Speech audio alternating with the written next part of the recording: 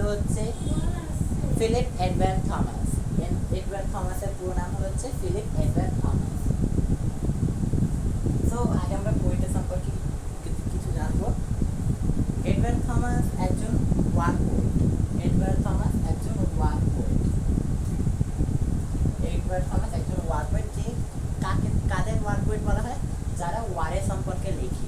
তেমনই এই পুরো দি আউট কবিতাটাতে ওয়ারের সম্পর্কে বর্ণনা দেওয়া হয়েছে। The downhill I came, hungry and yet not starved. downhill I কথাটা বলা হচ্ছে এডওয়ার্ড থমাস, যে ন্যারেটর তার কথা বলা হচ্ছে।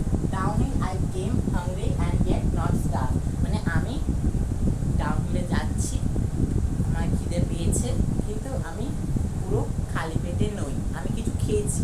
তার জন্য এখানে স্টাফড কথাটা বলা হয়েছে।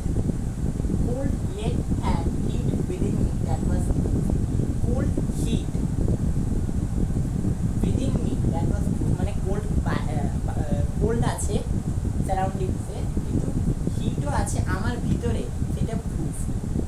against the north wind tried yet that rest, against the north wind had seemed the sweetest thing under a roof. sweetest thing কি হবে? যে আমি যদি এই ঠান্ডাকালে কোনো রুফের ভিতরে, কোনো কম্বলের ভিতরে থাকি। Then at the end I had food, fire and rest, মানে সবার শেষে আমি ফুডও পেয়েছি, ফায়ারও পেয়েছি আর রেস্টও পেয়েছি। knowing how hungry, cold and tired was I, সবাই জানে যে আমি কতটা টায়ার্ড আর কতটা Hungary. all the night was quite buried out except an owl's cry, a most merry cry. পুরো রাত একটা আউলের ক্রাই আমি শুনতে পেয়েছি, যেটা মোস্ট মেরিকরি ক্রাই।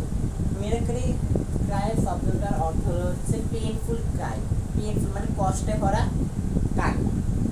তো এডওয়ার্ড থমাস হলো হচ্ছে একজন ওয়ার পোয়েট, যে ওয়ারের সম্পর্কে কবিতা লেখা লেখে। আর আজকে আমি এই ফার্স্ট দুটো স্ট্যান্ডার্ড পড়াচ্ছি, আর পরের দিন আমি থার্ড স্ট্যান্ডার্ডটাও পড়াবো। Thank you for watching.